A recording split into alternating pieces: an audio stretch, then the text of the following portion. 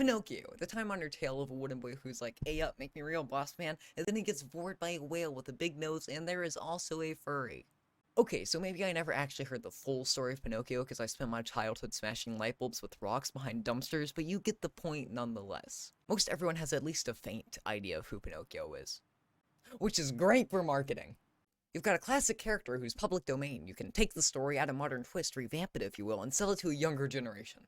In other words, money. And with money on the mind, Lionsgate has gone and made, with their trailer alone, mind you, the worst thing I've ever had the displeasure of watching since the VHS recording of my own childbirth. Let's talk about that, shall we?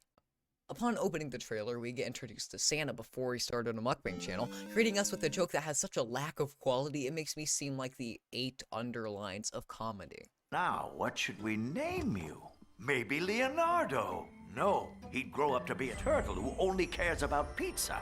We then see a legendary moment where diamond dust glitter sprays Pinocchio, bringing him to life.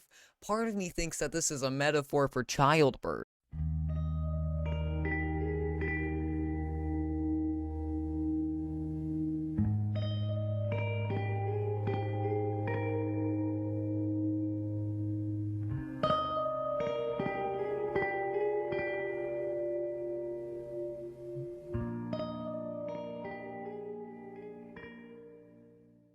After Pinocchio's naming, we fortunately no longer have to worry about pizza turtles, and we can proceed to meet our main character with single-handedly the best performance ever given in any piece of media ever. Father, when can I leave to be on my own? I've got the whole world to see. Now that is an Oscar-worthy performance if I've ever seen one. From here, the trailer scoots along, taking us to a circus where we see the aforementioned furry, and we get to see a cameo from Beanadine Cucumber Ditch, Beanadine Cucumber Ditch. Shortly followed by a man who I think is the antagonist. Maybe. I mean, man's facial hair looks like overalls. If anyone's got a reason to be mad at the world, it's him. Twin Peaks proceeds to complain about a circus being a failing business venture. Who could have thought? We once more greet our protagonist with more top-tier performances from Pauly Shore. Who else is in this cast, you were thinking, definitely? Napoleon Dynamite. And mother freaking SpongeBob. I genuinely can't think of anyone having a harder fall than these guys since I fell out of my own head as a child. Like, come on, guys. If you need money, don't get it from the world's most B-movie. Get it at least through a respectable method. Like drugs. Well, actually, I wouldn't be surprised if everyone who made this was loaded on 30 doses of military-grade methamphetamine. After saving Coraline's less successful and probably less traumatized sister, Koala Richards proceeds to knock on wood and hope God won't strike him down for his sense of style. He then hires Pinocchio to work in the circus because he is made of wood, and despite being hired for being made of wood, his act doesn't bring attention to his wood at all, and also Pinocchio is boringly bendy.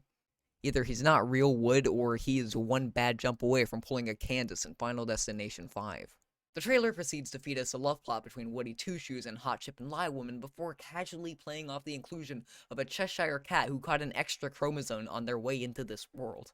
Whoever designed it should know I'm not mad, I'm not disappointed, but I am genuinely disgusted. We didn't get an overly sappy yet kind of sweet line. I did want to see the world, but I realized she is the most beautiful thing the world has to offer. I feel like that would have been nice had it been voiced by anyone other than Pauly Shore. Shortly thereafter, there is a bird that makes another classic zinger that will definitely be entering my daily lexicon. That went straight over my tongue. The trailer then takes notice of its all-star cast, all of whom I'm sure will love having this on their resume and never regret it once. Pauly Shore, I'm made out of high-quality material. John Heater, I promise to look after him at all times. and Tom Kenny. I just need you, Pinocchio.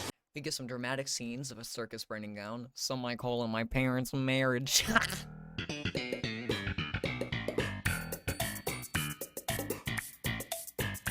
And to end off the longest 2 minutes of my life, we get a gorgeous shot of Horse leaping towards the camera like you're my parents leaping away from their marriage.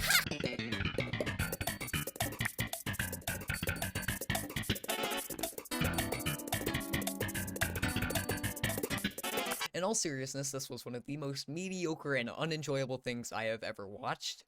It's a piece of media that makes me want to choke on my popcorn before the pre-movie ads are even done rolling. All this enjoyment comes from the cringe factor, but honestly, the secondhand embarrassment I get from the people who made this almost ruins that as well. Almost. Maybe this is some comedic genius disguised as a B-movie comparing to only Cryptoland in terms of how much I hate it. Probably not, though. That's about all I've got. If you will, consider subscribing, liking, sharing, the normal YouTube stuff, you know.